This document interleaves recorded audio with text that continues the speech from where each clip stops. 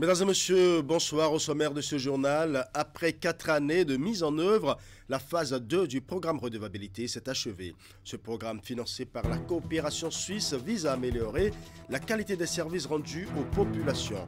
L'heure est donc à la reddition de comptes pour les parties prenantes. Le point de l'exercice dans ce journal. Et pendant ce temps, l'ONG Cercle des Jeunes pour le développement durable à Yessi lance une croisade contre le mariage précoce et forcé des filles. C'est à travers son projet dénommé « Promouvoir une lutte efficace contre le mariage précoce et forcé » à Soava par l'implication, par la prise de conscience et l'engagement des leaders traditionnels et communautaires. Et dans la commune de Samekodji, c'est fini l'informel pour les conducteurs de taxi-motos et tricycles. Pour des raisons de sécurité, le conseil communal a décidé de réorganiser le secteur sous la direction du maire Jonas Benametor. Le comité chargé de la mise en œuvre et du suivi de la réforme a été mis en place. Voilà pour le titre, mesdames et messieurs. À nouveau, bonsoir. Après 4 années de mise en œuvre, la phase 2 du programme redevabilité s'est achevée. Ce programme financé par la coopération suisse vise à améliorer la qualité des services rendus aux populations. L'heure est donc à la reddition des comptes pour les parties prenantes. L'exercice s'est déroulé ce lundi 23 septembre à Cotonou. Le compte rendu. 4 ans se sont déjà écoulés depuis le lancement de la phase 2 du programme redevabilité en 2020. 4 bonnes années, marquées par plusieurs actions de ce projet ambitieux exécuté par GFA Consulting Group grâce au financement de la coopération suisse. Que retenir de ces années de mise en œuvre? C'est à cette question que ces acteurs tentent de répondre. Redevabilité. Ce programme est planifié sur une période de 12 ans, en 3 phases de 4 ans chacune. Sa deuxième phase a démarré en juillet 2020 avec des changements majeurs par rapport à celle précédente et dans son approche partenariale et celle de sa mise en œuvre. Sa démarche est conçue pour favoriser la systématisation de la rencontre entre l'offre et la demande de redevabilité. Ainsi, 4 catégories importantes de parties prenantes ont été identifiées. Les citoyens usagers du service public, les organisations de la société civile, les représentants, les porteurs de responsabilités et les autorités politiques. La mise en œuvre de la phase 2 du programme redevabilité s'aligne sur les priorités nationales de gouvernance. Il se repose sur plusieurs axes d'intervention qui ont accouché des avancées majeures. Le programme a appuyé les référentiels d'évaluation de la qualité des services publics qui permettent d'apprécier à sa juste valeur les efforts faits par les autorités pour la fourniture de services publics et le gap à combler pour satisfaire les attentes des usagers. De surcroît, le programme a eu recours à des stratégies et à des outils innovants dans sa mise en œuvre, notamment à travers l'approche acteur qui consiste à accompagner les acteurs ayant le mandat et les attributions et à soutenir leur propre planification. Dédiée à l'évaluation finale de la phase 2 du programme redevabilité, la rencontre tient également lieu du lancement de la phase 3 du projet. Elle va se concentrer sur la consolidation des acquis des phases précédentes. Ses principales orientations ont été présentées à l'assistance. Le bureau exécutif de l'Association des dialysés du Bénin était face à la presse ce lundi. Les membres du bureau ont salué la mesure prise en leur faveur par le gouvernement en Conseil des ministres mercredi dernier. Il s'agit de l'exonération des droits et taxes de douane sur les kits de dialyse. Tout en exprimant sa profonde gratitude au nom de ses pairs, le président de l'association a formulé une doléance que je voulais suivre. La décision du gouvernement du 18 septembre 2024 dernier a fait du punch dans nos vies. Nous avons vu que c'est une décision qui est salutaire, mais qui a un mais. Ça ne peut pas nous empêcher de dire merci au gouvernement. Nous nous remercions pour tout ce qu'il fait depuis 2016 à ce jour. Et je ne veux plus citer les choses, mais vous n'êtes pas sans savoir qu'aujourd'hui, les centres de dialyse de Porto-Novo, d'Abomey et de Parakou sont fonctionnels aujourd'hui grâce au gouvernement. Et le CNHU a été renforcé on a permis à beaucoup d'autres centres privés de commencer par nous prendre en matière de dialyse. Nous remercions le gouvernement. Mais ce que nous voulons, que nous n'avons pas encore eu, et qui est notre ultime doléance, c'est la prise en charge de tous les patients atteints de l'insuffisance rénale chronique au Bénin à 100%, sans distinction de race, ni d'ethnie, ni d'agents permanents de l'État, d'indigents, tout ça là. Nous souhaiterions que ce pas-là, le pas ultime, soit posé pour la survie, pour la joie des patients et pour le rehaussement social prôné par notre cher président. Nous voulons que ce pas soit posé pour notre survie. Atelier d'appui aux experts nationaux pour la finalisation du déploiement de l'outil de planification et de reporting intégré des agendas 2030 et 2063 en lien avec le plan national de développement du Bénin. La rencontre qui a démarré ce lundi à Cotonou va durer 5 jours et devrait permettre au Bénin d'avancer de façon significative sur la voie du développement durable inclusif. Les travaux sont lancés par le directeur adjoint de cabinet représentant le ministre d'État chargé du développement et de la coordination de l'action gouvernementale. Reportage. Le Bénin s'est engagé depuis 2015 dans la mise en œuvre des objectifs de développement durable, notamment à travers les agendas 2030 et 2063. Et pour ce faire, il est important de renforcer et moderniser le dispositif de suivi-évaluation. C'est à cet effet que la Commission économique des Nations Unies pour l'Afrique, CEA, a développé l'outil de planification et de reporting intégré, IPRT, objet de cet atelier. La formation que vous entamez aujourd'hui vise à vous fournir des techniques et approches nécessaires pour utiliser au mieux de tels outils afin d'assurer une mise en œuvre efficace de la politique nationale de développement du Bénin, une politique du reste substantive et compréhensible. Il s'agit d'une étape cruciale pour améliorer la gestion des projets, la qualité de leur suivi et évaluation et du reporting efficace des performances inhérentes. Cet atelier d'appui aux experts nationaux pour la finalisation du déploiement de l'outil IPRT des agendas 2030 et 2063 en lien avec le plan national de développement PND s'inscrit dans la continuité du partenariat entamé en 2021. Elle témoigne également de la volonté du Bénin de maintenir le cap malgré les difficultés. Au niveau de la Direction générale de la coordination et du suivi des objectifs de développement durable, nous nous sommes engagés pour les travaux de renseignement de la plateforme DER 2023 avec les experts nationaux en y intégrant les données statistiques en lien avec les deux agendas. Mais très tôt, les experts nationaux se sont confrontés à des difficultés en lien avec l'inexistence du compte administrateur au niveau national. Soyez assurés que le système des Nations Unies est plus que jamais engagé aux côtés du Bénin. Nous continuerons à renforcer notre partenariat afin de créer un environnement propice à la mise en œuvre effective des ODD, de l'agenda 2063 et du programme d'action de Doha dans le pays. L'outil IPRT s'avère donc essentiel pour tous les pays africains, dont le Bénin. Au cours de l'atelier, les participants bénéficieront des conseils des experts de la CEA, en l'occurrence la priorisation budgétaire par le cadre de financement intégré des ODD. À présent, il est temps que les cadres nationaux procèdent au déploiement total de cette plateforme en y entrant toutes les données disponibles sur le Bénin.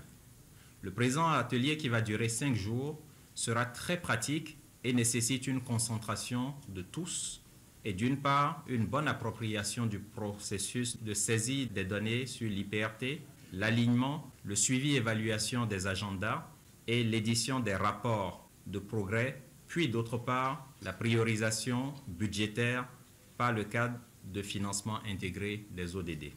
Le représentant du ministre du Développement compte sur l'assiduité, le dévouement et le professionnalisme des participants pour qu'à l'issue de cet atelier, grâce à eux, le Bénin puisse être désormais compté parmi les pays ayant totalement déployé l'outil IPRT. Cet atelier, lancé lundi, prend fin vendredi prochain. Le président de la Haute Autorité de l'Audiovisuel et de la Communication a reçu en audience ce lundi plusieurs délégations d'instances fêtières de l'univers médiatique béninois. Il s'agit en l'occurrence du Conseil national du patronat de la presse et de l'audiovisuel du Bénin CNPA, l'Observatoire de la déontologie et de l'éthique dans les médias ODEM, l'Union nationale des médias en ligne du Bénin, UNAMEL, et une délégation des professionnels des médias déficients visuels. Les échanges ont essentiellement porté sur les sujets liés à la vie de la corporation. Voici le compte rendu.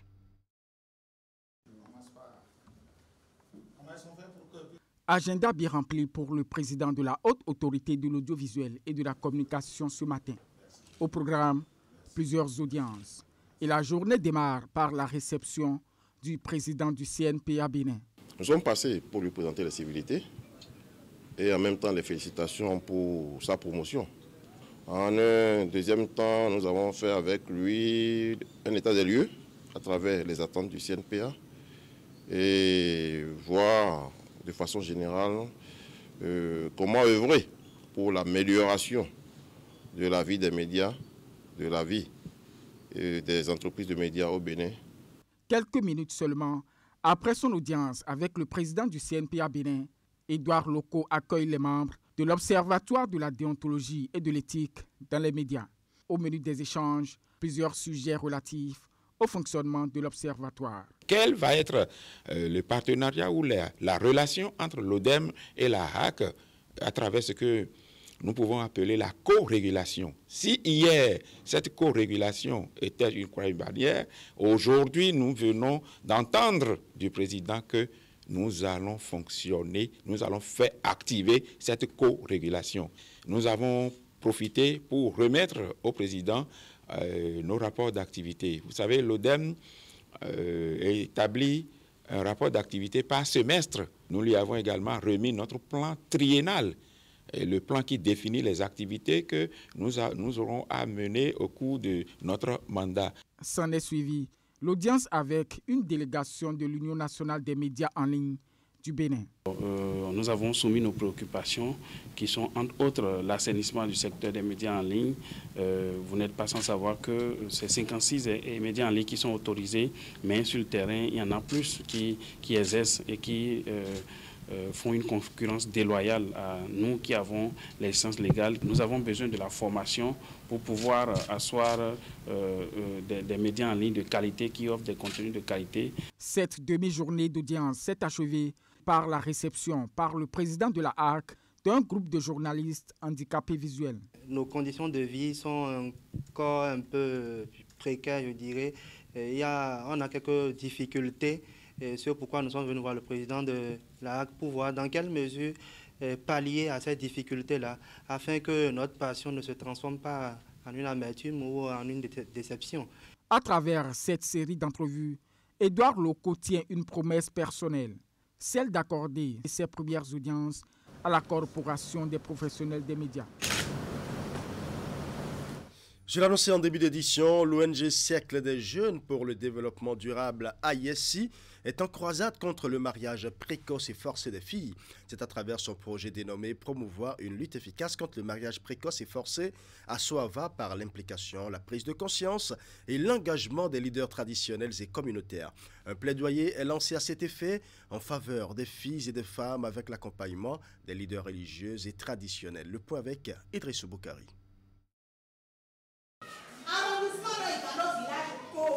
Conformément à la vision qui sous-tend ces actions, l'ONG Cercle des jeunes pour le développement durable, AISI, plaide pour l'abandon de l'ingérence et des pressions exercées par certains chefs religieux et traditionnels et leaders d'opinion contre la mise en œuvre efficace des lois réprimant le mariage précoce et forcé en milieu lacustre. Le document de plaidoyer a été officiellement lancé ce mardi 24 septembre 2024 dans la commune de Soava, département de l'Atlantique. Je voudrais nous rappeler que le mariage précoce et forcé est une réalité qui touche des centaines de jeunes filles à travers le Bénin, privant ainsi ces enfants de leur droit fondamental à l'éducation, à la santé et à une vie épanouie. En tant que leader, vous avez le pouvoir de changer les mentalités, de promouvoir des valeurs d'égalité et de respect des droits humains. Après la présentation du document de plaidoyer, les chefs religieux et traditionnels de la commune de Soava ont pris la parole pour présenter puis signer une déclaration d'engagement pour lutter désormais aux côtés de l'ONG ASI contre cette pratique anti-développement. Nous, chefs religieux et traditionnels, réaffirmons ainsi notre engagement à éradiquer cette pratique néfaste et à œuvrer pour le bien-être et l'épanouissement des filles et des femmes dans nos localités. Le plaidoyer fait suite à une série d'activités menées par l'ONG Cercle des Jeunes pour le Développement Durable, ASI, dans le cadre du projet promouvoir une lutte efficace contre le mariage précoce et forcé à Soava par l'implication, la prise de conscience et l'engagement des leaders traditionnels et communautaires. Des actions qui ont permis d'élaborer un document d'une trentaine de pages mis à la disposition des parties prenantes. Je tiens à souligner l'importance de ce plaidoyer qui, au-delà de sensibiliser, vise à créer une véritable dynamique de changement au sein de nos communautés. Le mariage précoce et forcé freine non seulement l'épanouissement des filles et des femmes, mais aussi le développement social et économique de notre commune, voire notre communauté. Pour mieux cerner les enjeux de ce combat, il est prévu des campagnes de sensibilisation, des sessions de formation et des espaces de dialogue. En lieu et place du mariage précoce et forcé, l'ONG indique la voie de l'éducation aux leaders communautaires car, selon elle, c'est la solution, voire la seule qui pourrait assurer l'épanouissement et l'avenir des filles. En prélude à la journée internationale de droit à l'avortement sécurisé, un consortium d'organisations de la société civile a dévoilé ce lundi les grandes lignes de la campagne Dohami. C'est une initiative qui se veut un tremplin pour un dialogue inclusif sur les droits à la santé sexuelle et reproductive ainsi que pour l'élimination des avortements clandestins. Le point de la conférence de presse dans ce reportage.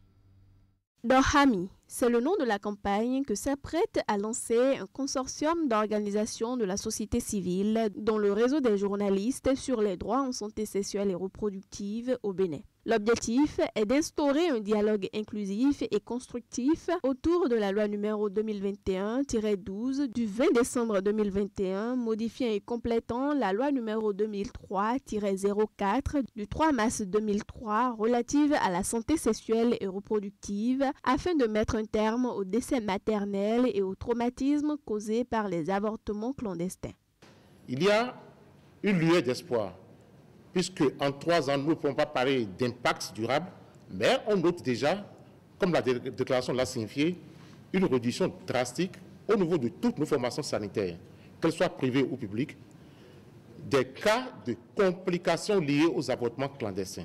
Ça veut dire, quelque part, que la mayonnaise est en train de prendre par rapport aux autres années, aux années antérieures à 2021, où on recevait beaucoup de cas de complications liées aux avortements clandestins. C'est le moment pour nous de saluer une fois encore la volonté politique affichée des dirigeants de notre pays, notamment le chef de l'État, qui a pris le décret 2023-151 du 19 avril 2023 relatif à la pratique de l'interruption volontaire de la grossesse.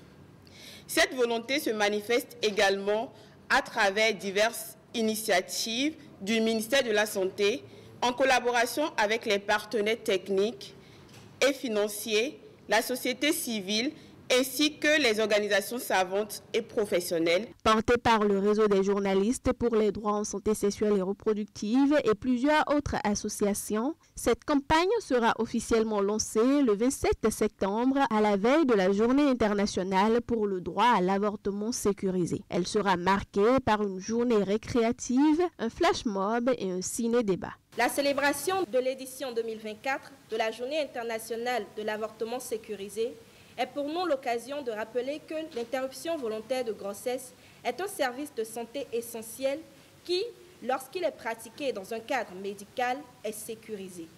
C'est aussi une opportunité pour nous de mesurer le chemin qu'il reste à parcourir et de travailler à lever les obstacles qui exposent encore les femmes et les filles à un risque accru d'avortement non sécurisé ou de complications sanitaires. Dohami s'étendra sur 2 ans à travers tout le territoire national. Cette campagne visera à déplacer le dialogue sur la santé sexuelle et reproductive du niveau politique au niveau communautaire. Fini l'informel pour les conducteurs de taxis, motos et tricycles de la commune de Semekpodji. Pour des raisons de sécurité, le conseil communal a décidé de réorganiser le secteur. Et sous la direction du maire Jonas Benameto, le comité chargé de la mise en œuvre et du suivi de la réforme a été mis en place. Les détails dans ce reportage. L'activité de conducteur de taxi-moto, désormais organisée et réglementée dans la commune de Semekpodji. Cette décision du conseil communal entre dans sa phase active et un comité de gestion est mis en place à cet effet. Le comité de gestion des taxis, motos et tricycles a pour mission d'assurer la bonne organisation des activités des taxis, motos et tricycles dans la commune de Semekpodji, d'organiser la sensibilisation au profit des conducteurs des taxis, motos et tricycles sur le civisme routier, veiller au paiement régulier des droits taxis par les conducteurs des taxis, motos et tricycles, d'organiser les contrôles périodiques de vérification du paiement des droits taxis, motos et tricycles sur nos routes. Pour le maire Jonas Benameto, il y avait nécessité d'organiser ce secteur d'activité, notamment pour des questions de sécurité. Depuis des années, nous végétons entre griffes dans l'informel et notre largesse a permis à ceux qui ne sont pas du tout dans la corporation de salir la corporation. N'ayant pas d'identifiant, il est loisible aux malfrats d'utiliser notre habit, d'utiliser notre tenue pour commettre des actes répréhensibles, des actes criminels. Nous nous disons que cette phase va engendrer des contraintes.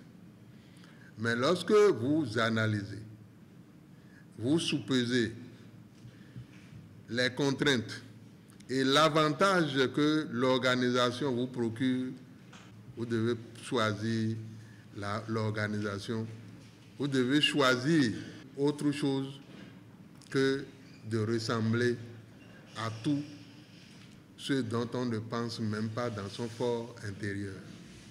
Fini l'informel, l'administration communale et le bureau communal des conducteurs de taxi-moto et de tricycles de Semekpodji se donnent la main pour la réussite de la réforme. Célébration en différé de la Journée mondiale de la population édition 2024. Exploiter le pouvoir des données inclusives pour un avenir résilient et équitable pour tous. C'est le thème de cette année. Et c'est la ville de Komé qui a abrité les manifestations pour le compte des départements du Mono et du Koufo. Retour sur les temps forts de l'événement avec Narcisse Alossé. Son de gants et de tam-tam autour du rythme Agbadja pour lancer les manifestations officielles de la Journée mondiale de la population à l'échelle des départements du Mono et du Koufo, ici à Komé. Une journée instituée par les Nations Unies depuis le 11 juillet 1987. En effet, le 11 juillet 1987, le nombre d'habitants de la planète Terre a franchi le cap de 5 milliards d'habitants. Dès lors, les Nations Unies ont déclaré le 11 juillet Journée mondiale de la population. Journée instituée surtout pour attirer l'attention du monde entier sur les problèmes liés à la population en lien avec le développement. Cette année, les réflexions tournent autour du thème « Exploiter le pouvoir des données inclusives pour un avenir résilient et équitable pour tous ». Thème évocateur selon les gouvernants ici. Les gouvernants de ce monde ont compris que ces données-là ont un pouvoir parce qu'on les utilise pour faire les planifications, pour planifier le développement. On veut savoir combien nous sommes, combien de femmes sommes-nous, combien d'hommes sommes-nous, combien d'enfants sommes-nous. de façon inclusive? Est-ce que nous avons des personnes vivant avec le handicap? C'est tout cela pour programmer après, pour planifier après des programmes et projets afin que le développement puisse prendre. Pour la circonstance, l'assistance a été sensibilisée sur le pouvoir des données et l'accent a été mis sur la restitution à la masse. Dire à nos parents, lorsqu'on vient pour le recensement, si vous avez 5 femmes, 10 femmes, dites-le, vous avez 20 enfants, 30, il faut le dire. Parce que si vous minorez ces chiffres-là, ce qui sera programmé sera aussi minoré. Les écoles à construire, les centres de santé qu'on doit revoir,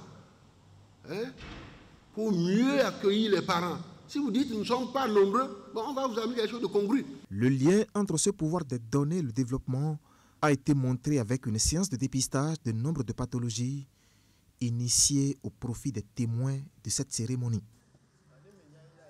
Après la population de Niki et de Djougou, c'est au tour de celle de Kouandé et de sa diaspora de sacrifier la tradition en célébrant la Gani samedi dernier.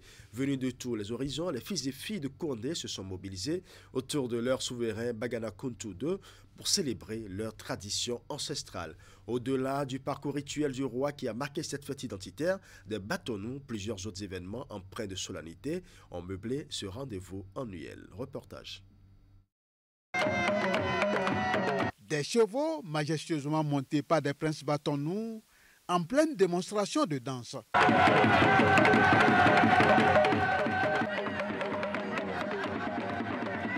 C'est le concours de danse des chevaux, premier acte de la célébration de la Gani, édition 2024 à Kouandé. Devant un jury de circonstances et sous l'œil admiratif de l'autorité communale, les chevaux en compétition rivalisaient de prestance pour danser au rythme des tam-tams et dans une ambiance euphorique jusqu'au verdict final. Il sonnait exactement 14h05 lorsque les trompettes et tambours sacrés ont retenti pour annoncer la sortie du souverain Sa Majesté Bagana Sessi Tonko II.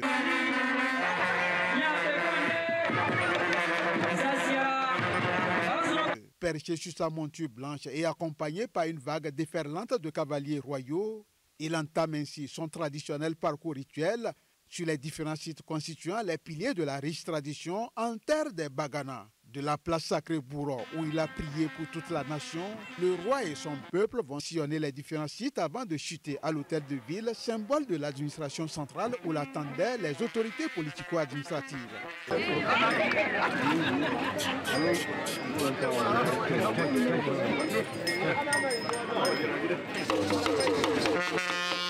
Une fois le parcours rituel terminé, les prières achevées, le roi se retire dans son palais où viendront lui faire allégeance les princes et dignitaires du royaume ainsi que les personnalités politico-administratives. J'ai demandé que la demande de nos ancêtres leur donne la santé. Parce qu'il n'y a rien à faire, nous avons vu les actes que le gouvernement a posés. Je crois que depuis mon arrière-grand-père, nous avons rêvé d'avoir une route goudronnée, on ne l'a pas eu. Depuis 1960, vous savez qu'il y a eu des successions de gouvernements. C'est dans ce gouvernement alors qu'on va connaître pour la première fois une route noire que nous appelons le goudron. Alors, celui qui en est l'auteur, j'ai beaucoup prié pour lui. Dans l'après-midi, les festivités se sont poursuivies au stade omnisport de la ville autour de la grande finale de la Gani sur la pelouse. Deux équipes locales, Kouandé FC en rouge, qui va battre l'équipe de Orukayo en blanc sur le score de 4-3. Et juste après cette célébration, notre reporter a tendu son micro à quelques personnalités natives de la localité ayant pris part aux festivités. Nous allons suivre les propos recueillis par Alassane Harouna. Il faut dire que je suis très honoré. Et d'abord, il faut dire que la Gani, c'est la tradition Boho et Batonou. Mais l'exception de la commune de Kouandé, c'est qu'il y a une mosaïque de peuples. Et cela s'est démontré à travers cette fête de la Gani, édition 2024, donc disons la 235e édition, par la présence de beaucoup d'autres peuples du royaume de Kouandé qui sont venus vraiment soutenir l'événement. Et je pense que vous avez pu parcourir et vous allez constater que même les Angbetors sont venus faire la fête Vous allez voir, le peuple Otamari est venu faire la fête, le peuple Wama est venu faire la fête, les Peuls sont également ici pour faire la fête. Vous allez également constater les Natema qui sont également dans cette fête. Donc c'est dire que la fête de la Gani à Kouandé cette année, c'est une exception, et parce que tout le monde s'est senti concerné par la fête et la fête a été très belle.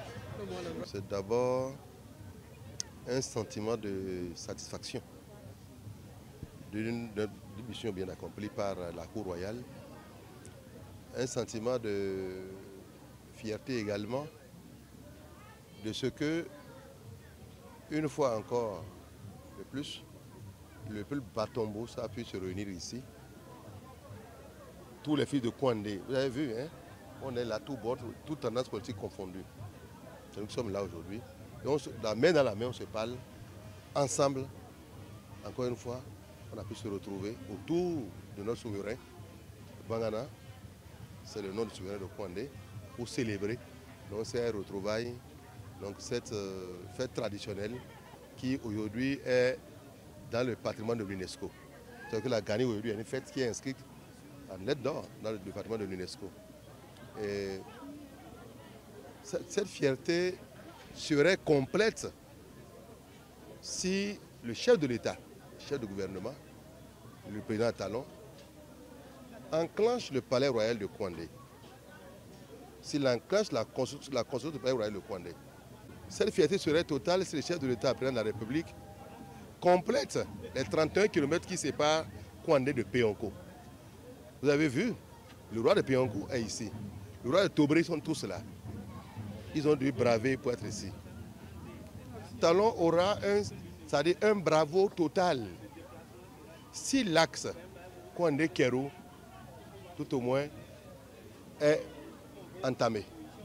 Alors ça me fait joie au cœur de rester à côté de M. le maire et des autres conseillers communaux et des autorités politico-administratives natives donc, de Kouandé, aux côtés des populations pour la fête de la Gani.